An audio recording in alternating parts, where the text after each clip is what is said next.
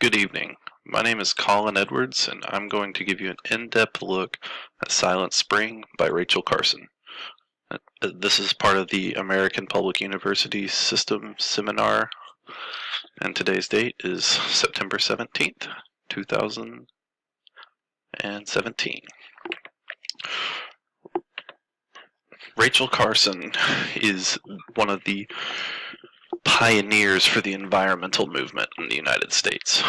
She had a Bachelor's of Science in Biology from the Pennsylvania College for Women in 1929.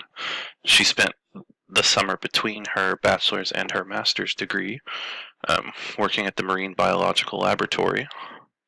And then a few years later, she got her Master's of Science in Zoology from Johns Hopkins University in 1932. Other qualifications for Rachel Carson is she was a writer for the U.S. Bureau of Fisheries, as well as one of the only two female staff-paid positions as a junior aquatic biologist for the U.S. Bureau of Fisheries. And she is also the author of several other books, Under the Sea, Wind, The Sea Around Us, and The Edge of the Sea, in addition to Silent Spring. So the history of Silent Spring is it was published in 1962, and it's basically what launched the United States into the environmental movement. This book focused primarily on how DDTs, or pesticides, damaged birds, bees, wildlife, even agricultural animals like horses and cows, as well as the prolonged exposure to humans. In Silent Spring, she uses many real-life examples, such as the gypsy moth or the fire ant, which I'll talk about in just a few minutes, as well as the harm that these pesticides are causing. She pulls these examples from her previous experience, as well as 6 years of analysis specifically for this purpose. One of the main purposes of Silent Spring was to educate the public of the dangers of DDTs, and she was personally attacked and vilified by corporations as a result of publishing this book. She was often accused of being a communist, as well as being a spinster who should just be dismissed. One company, Velsicle, went so far as to say she was an agent for the Soviet Union spreading propaganda. Moving on to the first example, the Fire Ant Spraying Campaign was a campaign using aerial delivery methods to spray DDTs to eradicate fire ants in the southern United States.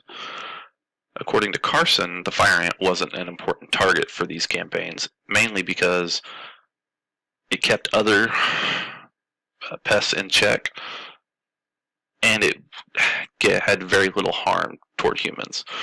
Not only did the campaign fail, but it actually increased the numbers of fire ants in some areas. The next campaign was the gypsy moth spraying campaign, which was in New England in the northeastern United States. It came to the United States through wind and shipping from overseas. And this campaign was led by the Department of Agriculture and had many people oppose this campaign. Robert Cushman Murphy sought a court injunction to stop spraying, but in the end, it was denied by the Supreme Court. Similar to the result of the fire ant, the gypsy moth numbers were hardly impacted, and even though spraying has been repeated, the gypsy moth numbers remain quite prevalent. Now, impacts on humans are kind of hard to measure because of how long it takes. So the long exposure can lead to serious health issues such as respiratory or cardiac, and sometimes even death. However, due to the long time frame that it takes to see these impacts, they're often ignored or forgotten. But without Silent Spring, we could potentially not have the Clean Air Act, the Clean Water Act, or maybe even the Environmental Protection Agency, not to mention every other local, state, and federal policy regarding environmental protection. Here are the citations. Thank you.